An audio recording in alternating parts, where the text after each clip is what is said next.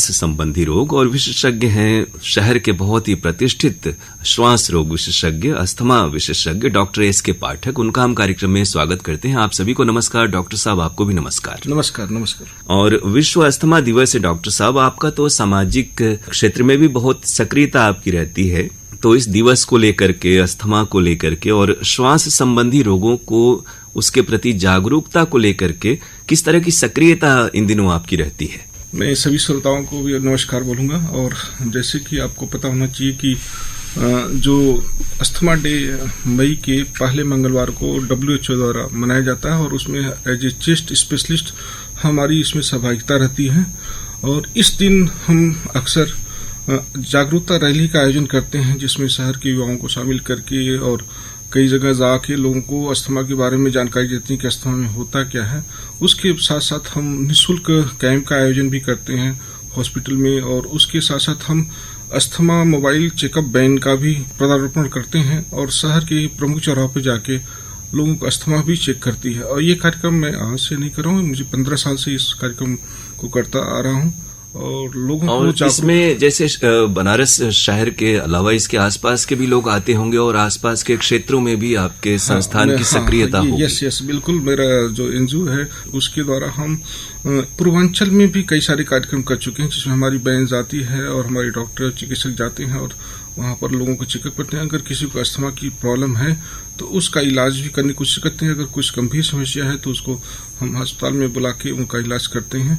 और हम इस कार्यक्रम को आज अस्थमा डे पे ही नहीं, हमारा कार्यक्रम लगातार चलता रहता है। और हर फ्राइडे को मेरी निःशुल्क ओपीडी चलती है, जिसमें अस्थमा जैसी गंभीर बीमारी के बारे में जागरूक करने के लिए, उसको सचेत करने के लिए लोगों को कई सारे वीडियोस, कई सारे कार्यक्रम हम आयोजन करते रहते हैं, लोगों को बताते। बिल्कुल, आपने महत्वपूर्ण बात बताई कि इलाज से ज्यादा परहेज और जागरूकता बहुत जरूरी है। इस बीच डॉक्टर साहब, एक श्रोता का फोन है। हेलो, फोन इन कार्यक्रम आरोग्यम। नमस्कार जी। नमस्कार। श्वास रोग विशेषज्ञ डॉक्टर एस.के. पाठक हमारे बीच हैं, आप सवाल पूछें अपना। जी डॉक्टर, और नाम बता दें, कहाँ से बोल रहे हैं आप? मेरा नाम डॉक्टर एस.के. राय है। नमस्कार सर, बताएं। नमस्कार। हम गैरी पर आते हैं और उम्र 72 साल से ऊपर है। तो हम ये जानना चाहते हैं कि सांस रोग किसे कहते हैं और कैसे पहचानें? सांस रोग, देखिए, सांस रोग की जो पहचान है, अगर आप चलते फिरते सांस फूल रही है, आपको बैठे बैठे सांस फूल रही है, आपको कभी कभी अपने डेली रूटीन काम करने में सांस फूल रही है, तो सांस रोग उस कैटेगरी में आता है। सांस रोग के कई सारे कारण हो सकते हैं, जिसमें सबसे पहले फेफड़ा कारण बन सकता है, दूसरा आपका हार्ट कारण बन सकता है, तीसरा किडनी बन सकता है। कभी कभी एनीमिया के कारण भी ये प्रॉब्लम होती है। कभी कभी एंजाइटी जो होती है, आपको घबराहट, बेचैनी, तो उसमें भी सांस फूलने की समस्या आती है। तो कई सारे कारण होते हैं, उनको जान पहचान करके हम उसके हिसाब से इलाज करने की कोशिश करते हैं। जी, आपको कोई विशेष श्वास रोग संबंधी कोई परेशानी हो तो आप सवाल पूछ सकते हैं।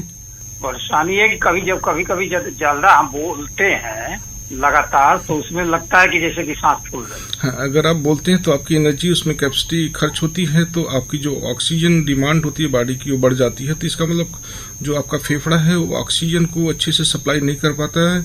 आपके फेफड़े के अंदर कोई न कोई प्रॉब्लम होगी जिसके कारण ऐसा हो सकता है। तो उसके लिए हम लोग एक लंग फंक्शन टेस्ट करते हैं। उस लंग फंक्शन टेस्ट से आप पता चल सकता है कि आपको एक्चुअल में लंग्स की बीमारी है या सांस की बीमारी है कि नहीं। उसको जांच करने के बाद ही एकदम कंफर्मेशन हो जाता है। कुछ देर रुक जाने के बाद फिर सही हो जाता है। हाँ, तो इसके लिए अब बेहतर है कि एक लंग फंक्शन टेस्ट होता है, फेफड़ा का क्षमता नापने की मशीन होती है, जिसके द्वारा हम ये जांच करके पता करते हैं कि आपको सांस की बीमारी है या अस्थमा की बीमारी है, दमा की बीमारी है या हार्ट की प्रॉब्लम है। के किस विभाग में संपर्क करें? मतलब हृदय रोग विभाग? नहीं, आपको सांस रोग विभाग में ही संपर्क करना पड़ेगा। वो बताएंगे कि आपको हार्ट की प्रॉब्लम है कि फेफड़े की प्रॉब्लम है या किडनी वाला या क्या प्रॉब्लम है। तो अगर सांस की समस्या है तो सांस के डॉक्टर से ही मिलकर इसकी जानकारी लेंगे। इसके स्पेशलिस्ट होते हैं, ये ध्यान रखें कि आप चेस्ट स्पेशलिस्ट, उनसे संपर्क करने से ही आपकी जानकारी कंफर्म हो पाएगी। जनरल फिजिशियन या जनरल डॉक्टर्स में हो सकता है आपको कुछ मिस आउट हो जाए। चेस्ट स्पेशलिस्ट से मिलना। जी बिल्कुल, आपको श्वास रोग विभाग में चेस्ट विशेषज्ञ से उनसे संपर्क करना है। तो थैंक यू वेरी मच, बहुत शुक्रिया, नमस्कार। तो इन्होंने जैसा कहा कि ये 72 वर्षीय बुजुर्ग हैं और बहुत सारे छोटे बच्चे भी होते हैं, और खासतौर से डॉक्टर साहब इस मौसम में, जो ये गर्मी का मौसम है, ऐसे में सर्द गर्म ठंडा गर्म लोगों को बहुत ज्यादा होता है, तो क्या इस तरह की परेशानियां इस मौसम में ज्यादा आती हैं? अक्सर चेंजिंग मौसम में ये प्रॉब्लम ज़्यादा होती है, और वेदर जब चेंज होता है, खासकर स्प्रिंग सीजन में ये प्रॉब्लम होती है, या तो अक्टूबर, नवंबर, दिसंबर में ये प्रॉब्लम हो जाती है। तो अस्थमा जैसी बीमारी में चेंजिंग मौसम का ही बहुत बड़ा रोल और क्योंकि यही मौसम है जब लोग शीतल पेय, आइसक्रीम या फिर एयर कंडीशनर इस तरह की चीजों का ज्यादा इस्तेमाल करते हैं, फिर वो नॉर्मल टेम्परेचर से हाई टेम्परेचर, लो टेम्परेचर में वेरी करते हैं, जिसके कारण बॉडी के फ्लक्चुएशन से आपकी जो लंग्स की अगर अस्थमा की प्रॉब्लम तो एक्टिवेट हो जाती है और ब्रोंकोस्पाज्म हो जाता है, जिसके कारण आपको अस्थमा हो सकता है। जी, हम लोग चर्चा इस पर आगे करेंगे और फिलहाल एक श्रोता का फोन है। जी, फोन इन कार्यक्रम आरोग्यम। पांडे जी नमस्कार। नमस्कार। राकेश कुमार दुबे बड़ियाऊ से बोल रहा हूँ सर जी। जी राकेश जी नमस्कार, कैसे हैं आप? हाँ ठीक है, नमस्कार डॉक्टर साहब। नमस्कार नमस्कार, बताएं क्या प्रॉब्लम है? हाँ सर जी, स्वस्थ रहने के लिए क्या क्या उपाय करना चाहिए? मेरा उम्र है 58 साल और वजन है जो है 74 किलो। अभी न डायबिटीज है न शुगर है। देखिए, स्वस्थ रहने के लिए आपकी नियमित दिनचर्या होनी चाहिए, फास्ट फूड का सेवन नहीं करना, नियमित व्यायाम रहना चाहिए, आप स्मोकिंग नहीं करना है, आपको न अल्कोहल लेना है, आपको दिन में कोशिश करें कि एक हल्का सुपाच्य भोजन जिस इस उम्र में जो डाइजेस्टेबल चीजें उन्हीं को सेवन करें, ज्यादा गर्म चीजें या ज्यादा मसाला तेल आदि चीजों का परहेज करें, ज्यादा कोल्ड चीजों का परहेज करें, फल फ्रूट्स का सेवन करें और कोशिश करें कि नियमित व्यायाम, ये योगा प्राणायाम ये सब करते रहें, जिससे आपके शरीर की क्षमता बनी रहेगी। और अच्छे खाद्य पदार्थों को ही भोजन में सम्मिलित करें, जिससे आपकी बॉडी की इम्यूनिटी मेंटेन है और आप स्वस्थ रहें। जी, बहुत शुक्रिया। आपने खान पान का जिक्र किया और नियमित दिनचर्या का जिक्र किया। जीवनचर्या दिन ब दिन बहुत व्यस्त होती जा रही है, फास्ट फूड का चलन बढ़ता जा रहा है, लोगों के पास वक्त कम है और काम और जिम्मेदारियां बहुत ज्यादा हैं, संसाधन सुविधाएं बढ़ गई, साथ ही साथ प्रदूषण भी बढ़ा है, हर तरह से धूल कण और धुआं इस तरह की चीजें होती हैं। इम्यून सिस्टम का भी आपने जिक्र किया, तो इम्यून सिस्टम व्यक्ति का क्या दिन ब दिन कमजोर होता जा रहा है और उसे बनाए रखने, मजबूत रखने के लिए क्या किया जा सकता है? बिल्कुल, इम्यूनिटी पर ही बॉडी की पूरी स्वास्थ्य प्रक्रिया निर्भर करती है। आपकी इम्यूनिटी अच्छी है तो आप बिल्कुल स्वस्थ रहेंगे। जैसे आपने कोविड काल में देखा, जिनकी इम्यूनिटी बहुत अच्छी थी वो काफी सेफ निकल गए और जिनकी इम्यूनिटी बहुत कमजोर थी वो इस दुनिया में नहीं रह पाए। तो ये ध्यान रखना कि आपकी इम्यूनिटी सिस्टम डेवलप करने के लिए आपको नियमित दिनचर्या, योगा प्राणायाम और खाने में कोशिश करें कि एंटीऑक्सीडेंट्स प्रोडक्ट लेना और फल फ्रूट्स का सेवन करना, घर की बनी चीजों का सेवन करना, बाहर की चीजों से बचाव रखना। और जैसे आपने बोला, धूल डस्ट पोल्यूशन इतना ज्यादा शहर के अंदर और आपके गाँव में भी आजकल हो गया है, तो उस पोल्यूशन से बचने का उपाय है कि आपको डस्ट मास्क या आप गमछे, तौलिया, रुमाल का सेवन करके इन सब चीज़ों से बचे रहने की कोशिश करें, क्योंकि डस्ट के पार्टिकल जब लंग्स में जाते हैं तो वहाँ पर कुछ एलर्जिक्स पैदा कर देते हैं, जिससे कि आपकी सांस की नलियों में सिकुड़न पैदा हो सकती है और अस्थमा जैसी गंभीर बीमारी का अटैक हो सकता है। बहुत बार व्यक्ति स्वयं में अंदाज लगाने लगता है कि हमें किस चीज से एलर्जी हो रही है, लेकिन स्पेसिफिक किस तरह की जांचें हैं, कैसे पता लगता है? क्योंकि वो जो स्वयं से अगर आदमी देखता है तो वो चीजें दिन ब दिन बढ़ती जाती हैं, कल 2 चीजों से थी फिर तीसरी चीज से हो गई। तो कैसा आप परामर्श देंगे कि विशेषज्ञ से संपर्क करके और बिल्कुल सटीक उसका इलाज होना चाहिए? इसमें बहुत अच्छी जानकारी मैं देना चाहूंगा कि आपको एलर्जी के कारण पता करना जरूरी है, क्योंकि एलर्जी में क्या होता है कि सर्दी, जुकाम, खांसी, बार बार नज़ला अगर आपको हो रहा है तो ये एलर्जी के लक्षण हो सकते हैं और स्किन में भी चकत्ते भी हो सकते हैं, आपका डाइजेशन डिस्टर्ब हो सकता है। ये कुछ लक्षण हैं जिससे आप एलर्जी के कह सकते हैं। लेकिन इसको कंफर्म करने के लिए आपको एक एलर्जी टेस्ट करना पड़ता है, जिसमें स्किन प्रिक टेस्ट एलर्जी का होता है, जिसमें स्किन पे हम कुछ एलर्जेंस टेस्ट करते हैं और कई सारे एलर्जन जो इस एरिया में होते हैं हमारे 400 किलोमीटर के रेंज में, उनका सारा एलर्जेंस हमारे लैब में, प्रयोगशाला में उपलब्ध है, जिसके द्वारा हम पता करने की कोशिश करते हैं कि आपको कौन सी एलर्जी, जिसमें 70 से लेके 150 तक एलर्जेंस को हम डिसाइड करते हैं और आपको ये पता कर सकते हैं कि आपकी कौन सी एलर्जी। अगर वो एलर्जी पता चल जाती है तो हम उसके बाद उसका एक वैक्सीनेशन इम्यूनोथेरेपी होता है, जिसमें एलर्जेंस को हम बॉडी में इंजेक्ट करते हैं और बॉडी की इम्यूनिटी को बूस्टअप करते हैं, जिससे आपको फ्यूचर में भविष्य में जो भी एलर्जेंस आते हैं उनकी फाइट आपकी बॉडी बिल्कुल मेंटेन कर सकती है। एंटी एलर्जी दवाइयाँ बहुत सारी मार्केट में अवेलेबल हैं, आप जब तक लेते हैं तब तक आप स्वस्थ महसूस करते हैं। जैसे आपने छोड़ दिया, 1, 2 दिन 4 दिन गैप किया, आपको फिर प्रॉब्लम शुरू हो जाती है। तो ऐसे में आपको बेहतर है कि आप एलर्जी टेस्ट करा के उसका इम्यूनोथेरेपी वैक्सीनेशन करा लें और ये कोर्स लगभग 1 ईयर का होता है। जनरली 80% पेशेंट इस कोर्स से ठीक हो जाते हैं। जिन भी व्यक्ति को ऐसी प्रॉब्लम है वो एलर्जी टेस्ट जरूर कराएं। जी, इस बीच एक फोन है डॉक्टर साहब। हेलो जी, मेरा नाम अभिषेक है, मैं गदौलिया से बोल रहा हूँ। मुझे डॉक्टर से ये पूछना है कि मौसम बदलता है तो मुझे खांसी बहुत आने लगती है। जैसे FCC आपने बताया कि मौसम बदलता आपको खांसी आती है, तो ये हो सकता है कोई एलर्जिक कारण हो, और एलर्जिक कारण आपको ये थोड़ा ट्रिगर करके आपके अस्थमा के कारण को भी इंडिकेट कर रहा है। चूंकि शुरुआती दौर में ये खांसी ही कुछ अस्थमा का लक्षण बताती है। चूंकि अस्थमा के लक्षण में अगर देखा जाए तो शुरुआत में खांसी आती है, गले में खराश के साथ साथ सांस फूलने की समस्या हो सकती है। तो ये कुछ एलर्जिक फैक्टर है जिसके कारण, और ऐसा बोला गया है कि अगर आप एलर्जिक पेशेंट्स हैं तो आपको 80% चांस है कि आपको अस्थमा हो जाए। तो आपको अस्थमा होने की संभावना हो सकती है। इसके लिए आपको लंग फंक्शन टेस्ट कराना पड़ेगा, जिससे पता चल सकता है कि आपको ये खांसी नॉर्मल खांसी है, एलर्जिकल खांसी है, अस्थमेटिक खांसी है, और उसके द्वारा आपको ये बीमारी का ट्रीटमेंट करने में काफी आसानी हो जाती है। डॉक्टर, ये जांच बहुत कठिन होता है, कैसे होता है ये जांच?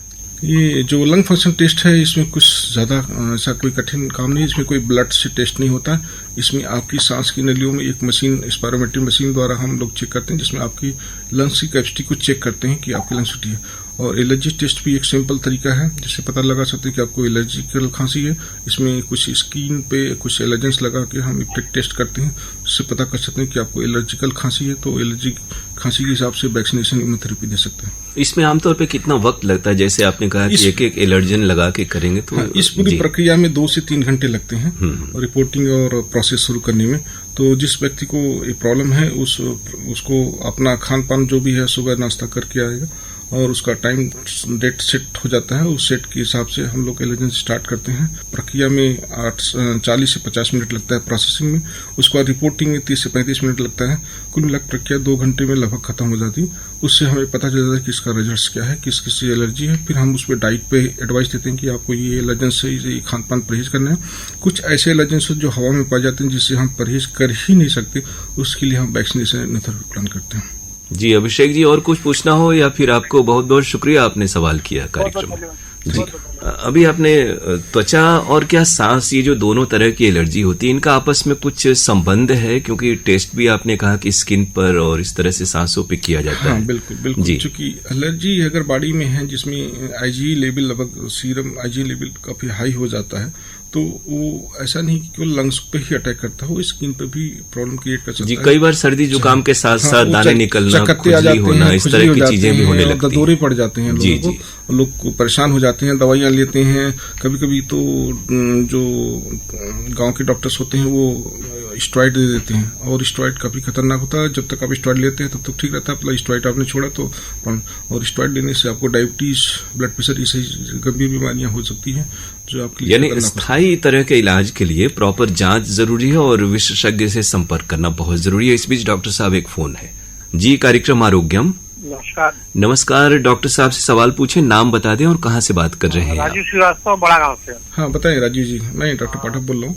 डॉक्टर नमस्कार। नमस्कार। ये पूछ रहे थे कि एक योगासन है अनुलोम विलोम, उसमें जब बाएं नाक को दबाते हैं तो सांस अच्छे से रुक जाती है, लेकिन दाहिने तरफ दबाते हैं तो अच्छे से रुकती नहीं है, ऐसा क्यों? तो ऐसा हो सकता है कि आपके एलर्जी नाक में हो, और कभी कभी एलर्जी कारण नेजल पॉलिप बन जाता है। वो पॉलिप गांठ होती है छोटी सी जो आपके साइनस के अंदर बन जाती है, जिसके कारण वो अवरोध उत्पन्न करता है।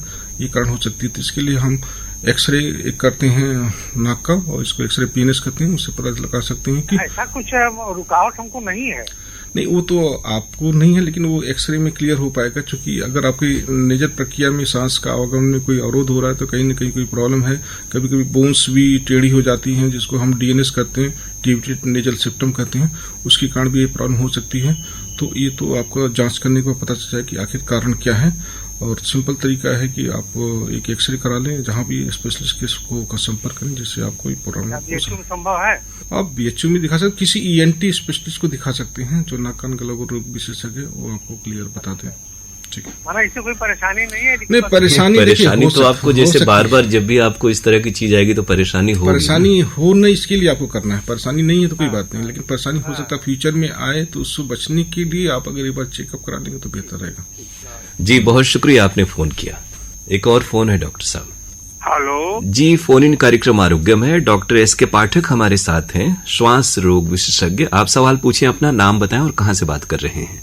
अरे हम राजबली पांडे बोल रहे हैं सर, भदोही छुआ गांव से। जी राजबली जी बताएं, मैं डॉक्टर एस के पाठक बोल रहा हूँ। नमस्कार सर। नमस्कार नमस्कार बताएं। हमारा प्रॉब्लम सर ये है कि हमारा महीने में बीतते बीतते स्नोफीलिया टाइप सर्दी टाइप का हो जाता है, खूब छींक आता है और नाक बहता है। तो बिल्कुल आपका जो ये लक्षण ये बता रहा है आपको एलर्जिक प्रॉब्लम है, एलर्जिक साइनस भी हो सकता है, और एलर्जिक ये प्रॉब्लम अगर लंग्स के अंदर पहुंचती है तो सांस लेने में भी तकलीफ आ सकती है, फ्यूचर में कफ की समस्या आ सकती है।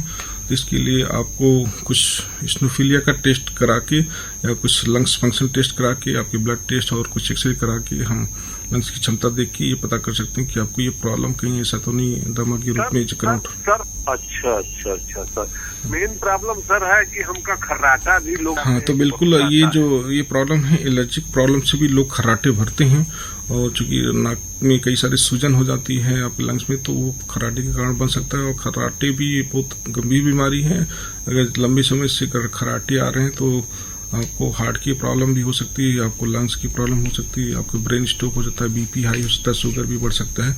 तो खर्राटे भी एक खतरनाक बीमारी है, इसका भी जांच कर लेना चाहिए। ठीक है, बहुत बहुत धन्यवाद सर। Thank you. जी बहुत शुक्रिया। प्रणाम सर। आमतौर पर डॉक्टर साहब खान पान और रहन सहन में किस तरह की आम व्यक्ति जिससे या तो शुरुआत की स्थिति में है, थोड़ी बहुत समस्याएं एलर्जी वगैरह हो जाती हैं, या फिर उससे कोई समस्या नहीं है लेकिन सांस की बीमारी आइंदा वक्त में न हो, इसके लिए वो रहन सहन, दिनचर्या, खान पान में किस तरह की सतर्कता बरते हैं? बिल्कुल, खान पान में सतर्कता बरतना बहुत जरूरी है। अति शीतल पेय पदार्थ का सेवन से वर्जित करना पड़ेगा। कोल्ड ड्रिंक्स, लस्सी, आइसक्रीम्स, ये सब का वर्जित करना होगा। ठंडा पानी बिल्कुल न पीने की कोशिश करें। फ्रिज के आइटम से जितना परहेज करें। फास्ट फूड भी बहुत इम्पोर्टेंट रोल प्ले करता है। तो फास्ट फूड में अपने पिज्जा, बर्गर या जो भी फास्ट फूड खा रहे हैं उसमें कई सारे एलर्जेंस होते हैं, और उसके स्वास्थ्य में उसके कई सारी फैक्टर्स होते हैं ब्रेड में, कि जिसके कारण आपको एलर्जिक ट्रिगर कर सकता है। और अस्थमा कारण खासकर बच्चों में देखा जाए तो ये प्रॉब्लम ज़्यादा हो जाती है। अक्सर बच्चे फास्ट फूड का सेवन ज़्यादा करते हैं, ये बुजुर्गों में भी ऐसा हो सकता है। तो ये खान पान का बहुत इम्पोर्टेंट, इसमें एंटीऑक्सीडेंट प्रोडक्ट का खाने पीने में सेवन करना ज़्यादा, मल्टीविटामिन्स, मिनरल्स जो जिसमें अच्छी क्वालिटी में रहता है, वो आपको सेवन करने से, आपको खान पान से आप कंट्रोल रखते हैं। इस बीच एक श्रोता का फोन है डॉक्टर साहब। Hello hello ji, phone in कार्यक्रम आरोग्यम है। डॉक्टर एस के पाठक हमारे साथ हैं, श्वास रोग विशेषज्ञ। आप सवाल पूछें अपना। डॉक्टर साहब हम बीएचयू गए दवाई ले, विनोद वर्मा ही बनारस से जौन दवाइयाँ बतैले रहलन, जौन मशीनिया बतैले रहलन सब ले ली, लेकिन सांस में आराम नहीं मिला था। अच्छा, आप विनोद वर्मा जी, देखिए आपकी जो भी प्रॉब्लम है, जो सांस की प्रॉब्लम, उसके लिए अगर आपको प्रॉब्लम दवा लेने के बाद भी ठीक नहीं हो रही, वो ठीक हो सकती है। तो मशीन बतैले रहलन डॉक्टर साहब सब ले ली। हाँ, तो वो मशीन का यूज करना, कैसे करना, ये तरीका हो सकता है आपको सही तरह से एक्सप्लेन नहीं किया गया। निःशुल्क ओपीडी फ्राइडे को चलती है, आप वहाँ पर संपर्क करेंगे, आपका जो भी इलाज होगा, जो तरीका है, जो आपको रिस्पांस नहीं आ रहा है, हो सकता है उसको सही तरीके से आपको एक्सप्लेन किया जाए। जी बहुत शुक्रिया, आपने फोन किया। इन्होंने डॉक्टर साहब मशीन का जिक्र किया, तो इस संदर्भ में याद आया कि इनहेलर का प्रयोग लोग निरंतर करते हैं, तो क्या है कि आदत सी बन जाती है, या इसको नियमित जरूरी है, या क्या किया जाए कि इसका एक आशंका न रहे? नहीं, बिल्कुल बिल्कुल, जैसे कि इनहेलर्स, हम रोटाहेलर्स, स्पीसर्स, कई सारे नेबुलाइजर के दवाओं का एक तरीका होता है जो डायरेक्ट लंग्स में दी जाती है। क्योंकि जब भी हम कोई दवा लेते हैं, टैबलेट खाने में लेते हैं, तो mg में होता है, ग्राम में भी हो जाता है, और हाई डोज हो जाती है। और एक्चुअली जब हम खाते हैं दवा तो वो पेट में जाती है, पेट से लीवर में जाती है, लीवर से फिर वो ब्लड के थ्रू शरीर में जहाँ पहुँचना है लंग्स में पहुँचती है। तो इसके जाने में, आने में 1 घंटे का समय भी लग सकता है लंग्स में पहुँचने में, जो आपकी प्रॉब्लम में डिले कर सकता है। दूसरा, इसके साइड इफेक्ट भी हो सकते हैं। और जो इनहेलर्स हम लेते हैं वो डायरेक्ट लंग्स में जाते हैं, जिसका माइक्रोग्राम में डोज होती है, जिसका मात्रा बिल्कुल न के बराबर है, जो साइड इफेक्ट नहीं देती है। खासकर स्टेरॉइड दवाइयाँ जो जनरली लोग ओरल लेते हैं, वो काफ़ी खतरनाक होती है लंबे समय तक लेने में। आपको वही स्टेरॉइड अगर हम इनहेलर डोज में देते हैं तो बहुत माइक्रोग्राम में जाती है, जो लंग्स में जहाँ काम करना होता है तो वहीं करती है, और आप उसका साइड इफेक्ट नहीं होता। इसका जो इफेक्ट होता है immediate, with in A minutes, 1 minute के अंदर आपको असर भी आ जाता है, और इसका कोई साइड इफेक्ट भी नहीं होता है। और इसकी आदत भी ऐसी नहीं है, क्योंकि आप जब भी ब्रश मंजन करते हैं या चश्मे लगाते हैं तो क्या इसकी आदत थोड़ी होती है? आपको लगाने से आपको फायदा रहता है। तो आप आजकल बहुत तरह के ओवर द काउंटर या प्रचार प्रसार के भी जरिए लोग सीधे मेडिकल दुकान में जाते हैं और इस तरह के बहुत से ब्रांड हैं जो छींक, सर्दी, जुकाम, एलर्जी में इस्तेमाल। तो इससे बचना चाहिए और किसी विशेषज्ञ से संपर्क करके ही उपचार शुरू करना चाहिए। ये अपने बहुत अच्छा सवाल है। अक्सर गाँव में या जो चिकित्सक वहाँ पहुँच नहीं पाते हैं या वहाँ पर पहुँचने में परहेज करते हैं, वो अक्सर मेडिकल स्टोर पर जाकर दवाई लेती हैं। तो मेडिकल स्टोर को इस बीमारी के प्रति अनभिज्ञता रहती है, तो कुछ भी ऐसी दवाइयाँ दे सकता है जो आपके लिए हो सकता है इमीडिएट इफेक्ट हो, लेकिन वो लंबे समय तक नुकसान दे सकती है। तो कोशिश करें एक बार विशेषज्ञ की राय जरूर ले लें जो आपके आसपास है, या तो आप पहुंच में हैं तो वाराणसी में आके वहां पर जो भी योग चिकित्सक है उसे संपर्क करके ही दवाई लें, जिससे आपका जो तरीका है इलाज का सही तरीके से स्टार्ट हो जाए। फिर आप अपनी दवाइयां मेडिकल स्टोर लेते रहें, लेकिन शुरुआती दौर पर जरूर जांच करा लें बीमारी क्या है। बिल्कुल। और इस बीच हमारे एक श्रोता का फोन है डॉक्टर साहब जी। फोन इन कार्यक्रम आरोग्यम है, नाम बताएं और कहाँ से बात कर रहे हैं आप? सर ग्राम देवरिया, जिला आजमगढ़, तारकनाथ गिरी बोल रहे हैं सर। जी डॉक्टर साहब हमारे साथ हैं, डॉक्टर एस.के. पाठक, सवाल पूछें अपना। जी डॉक्टर साहब को मेरा नमस्कार। नमस्कार। नमस्कार जी। सर ये बताइएगा सर कि मतलब सांस लेने में सर ना थोड़ा सा गला में जो है रुक रुक के मतलब आवाज होती है, थोड़ा थोड़ा हल्का हल्का टाइप का। हाँ देखिए, ये अस्थमा या दमा जैसी बीमारी का लक्षण हो सकता है, जो कि खड़खड़ाहट सीने में हो रही है, गले में खराश हो रही है, गले में खाली खराश होती है थोड़ी थोड़ी। हाँ तो खराश हो सकती है, तो एलर्जिकल प्रॉब्लम भी हो सकती है। इसके लिए आपको टेस्ट करा के इसके मुकम्मल इलाज, इसमें कुछ एक्सरे करते हैं, ब्लड टेस्ट करते हैं और एक लंग फंक्शन टेस्ट करके। ये बताइएगा रात में सोते वक्त ना एक नाक से मेरा मतलब एक नाक बंद हो जाती है और एक नाक से ही मतलब हाँ, तो बिल्कुल ये आपको एलर्जिकल साइनस हो सकता है, जिसमें आपकी नाक को स्पाज्म कर सकता है। कुछ पॉलिप हो सकते हैं जो आपके नाक को अवरोध पैदा कर रहे हैं। इसमें एक एक्सरे टेस्ट करके पता लगा सकते हैं कि आपको ये प्रॉब्लम क्यों हो रही है, साइनस के कारण हो रही है या एलर्जिकल पॉलिप के कारण हो रही है या और कोई कारण है। तो बेहतर है आप चेकअप करा लें। सर ये मतलब अगर यदि चल फिर रहे हैं तो दोनों नाक से सांस लेना मतलब चलता है कि एक नाक से चलता है सर? ये नहीं, आप जब चलते फिरते हैं तो दोनों नाक से सांस बराबर आनी चाहिए। अगर नहीं आ रही तो कोई न कोई एक नाक में प्रॉब्लम है। उसके लिए एलर्जिक भी हो सकता है कारण, और कई सारे पॉलिप्स हो सकते हैं जिसके कारण ये कारण बन सकता है। तो बेहतर है एक बार जांच जरूर कर लें उसको। अच्छा सर, अच्छा मतलब सर ये लोम विलोम आप हाँ बिल्कुल आप करते रहिए, उसको करने से कोई परहेज नहीं, वो बेहतर ही है। लेकिन अगर आपकी एक नाक बंद हो रही है तो इसका मतलब कुछ न कुछ प्रॉब्लम है, उसको चेक करा के दवाइयाँ लेना बेहतर रहेगा। बहुत बहुत धन्यवाद सर। जी बहुत शुक्रिया आपने फोन किया। नमस्कार। नमस्कार। इन्होंने वो जिक्र किया कि एक नाक मतलब नाक की एक साइड से सांस ले पाते हैं, कभी दूसरी साइड से। इसके बारे में बहुत से सूर्य चंद्र जैसी भी धारणा है कि नहीं, अक्सर ये तो देखा गया है क्या सामान्य स्थिति क्या है? सामान्य स्थिति नहीं। अगर आप नाक से दोनों नाक से सांस ले रहे हैं तभी आपकी सामान्य स्थिति है। नहीं तो अगर एक नाक बंद हो रही है, एक नाक खुल रही है, तो इसका मतलब कुछ न कुछ साइनस कोई कारण है तभी ऐसा हो। साइनस का एलर्जिकल में पॉलिप बढ़ जाती है, म्यूकोसल हाइपरट्रॉफी हो जाती है। और अच्छा कभी ये भी होता है कि कुछ देर ये नाक बंद हो रही, फिर कुछ देर ये नाक बंद हो रही, खासतौर से जुकाम की स्थिति में ऐसा होता है। जुकाम में अक्सर होता है, चूंकि जुकाम में एलर्जिकल प्रॉब्लम हो जाती है, साइनोसाइटिस हो जाती है, म्यूकोसल पॉलिप का इन्वॉल्वमेंट हो जाता है, जिसके कारण ऐसा हो जाता है। तो इसमें हम कुछ चेक करके पता करते हैं कि आपको ये प्रॉब्लम क्यों है, फिर उसके हिसाब से कुछ नेजस दवाइयाँ स्प्रे वगैरह देते हैं, जिससे आपकी ये सांस की नाक की नली खुल जाती है। इस बीच एक श्रोता का फोन है। हेलो जी, नाम बताएं और सवाल पूछें अपना। मैं ग्राम रामेश्वर, पोस्ट रामेश्वर, जिला वाराणसी से राजू विश्वकर्मा बोल रहा हूँ। जी डॉक्टर साहब से सवाल पूछें। Doctor S K. पाठक हमारे बीच हैं, विशेषज्ञ। मैं डॉक्टर साहब से यही जानना चाहता हूँ कि इस समय गर्मी का मौसम चल रहा है, तापमान अधिक है, तो अपने शरीर की देखभाल किस तरह से करें? बिल्कुल आपने सही सवाल पूछा, चूंकि इस समय गर्मी का प्रकोप काफी ज्यादा हो रहा है, टेम्परेचर 42-45 जा रहा है। तो ऐसे में आप ध्यान रखें कि जितना भी तरल पदार्थ हो सकता है मैक्सिमम सेवन करें। जब भी बाहर निकलें तो गमछे तौलिए से सर बाल शरीर को ढक के रखें। अगर चश्मा का प्रयोग करते हैं तो उसका भी प्रयोग करें। और जितने भी एनर्जी फूड्स हैं उनको फ्रूट्स का सेवन करें मैक्सिमम जितना हो सके, और बाहर की ऑयली चीज़ों का परहेज करना बिल्कुल बंद कर दें। ये आपके लिए बेहतर है।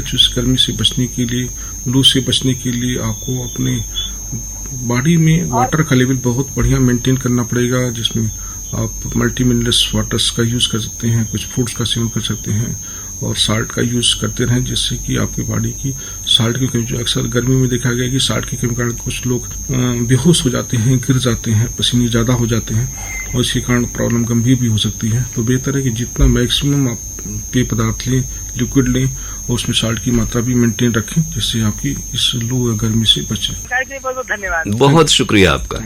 डॉक्टर साहब, छोटे बच्चों को लेकर के खासतौर से उन्हें भी बहुत तरह सर्दी जुकाम या फिर कभी अचानक रात में नींद खुलना, नाक बंद हो जाना, ऐसी समस्याएं आती हैं और बच्चों की ये अवस्था होती है कि बता बोल नहीं पाते। तो जिन परिवारों में छोटे बच्चे हैं उनको सांस संबंधी रोगों को लेकर के किस तरह की सतर्कता बरतने की जरूरत है? ये सवाल अभी मेरे पास कुकड़ी में बच्चा 7 महीने का आया था मेरे पास जी। उसको उसकी माँ काफी परेशान थी कि वो सांस नहीं ले पाता, सीने में जकड़न और बच्चा रो लेता था और घर घर की आवाज आती थी। तो ऐसे बच्चों में जो हमने देखा तो चेस्ट में काफी कंजेशन था। तो कुछ दवाइयाँ इनहेलर्स, खासकर बच्चों को आप ज़्यादा टैबलेट और सिरप नहीं दे सकते, तो उसमें इनहेलर्स मेडिसिन हमने यूज़ किया, बच्चे को तुरंत आराम मिला और मदर को एडवाइस भी किया कि आप इनहेलर्स मेडिसिन, नेबुलाइजर मशीन का सेवन करते रहें।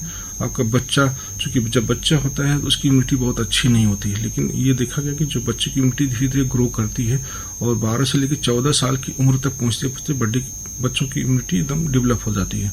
तो शुरुआत दौर में आपके बच्चे को देखभाल करना ज़्यादा जरूरी है। और अक्सर देखा गया कि बच्चों में ये प्रॉब्लम है तो इसका मतलब माँ पिता में, किसी मदर या फादर में किसी को भी ये प्रॉब्लम हो सकती है। अक्सर ये देखा कि ये जेनेटिक कारण भी बनता है।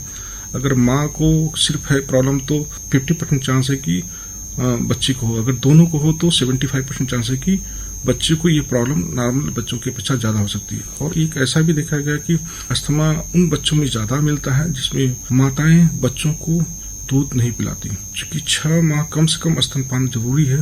क्योंकि स्तनपान में ऐसी सारी इम्यूनिटी स्ट्रेस होते हैं, कोलेस्ट्रॉल होते हैं जो बॉडी की इम्यूनिटी को मेंटेन रखते हैं। तो मैं सभी माताओं से गुजारिश करूंगा कि अपने बच्चों को कम से कम 6 माह दूध स्तनपान जरूर कराएं, उससे बाहर की चीजें न दें उस दौरान।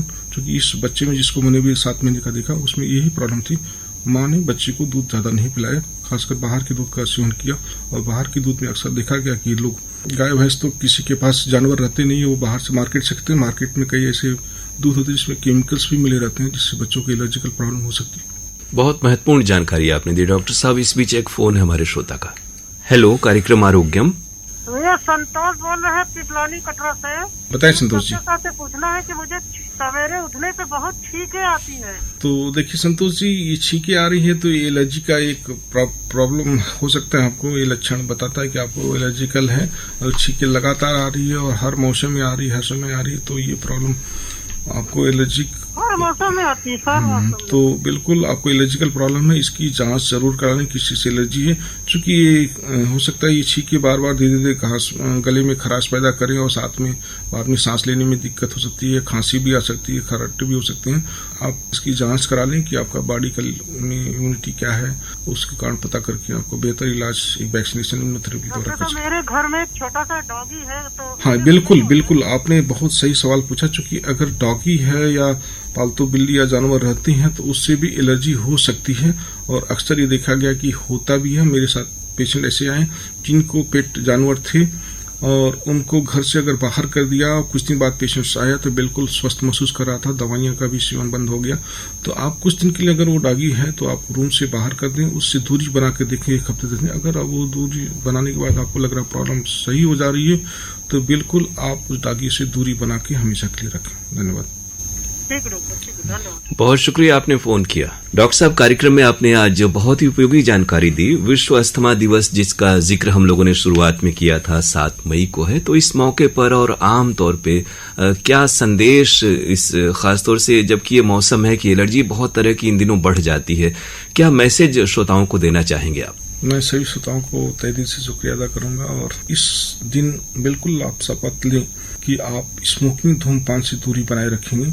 क्योंकि अस्थमा का मुख्य कारण स्मोकिंग भी हो सकता है।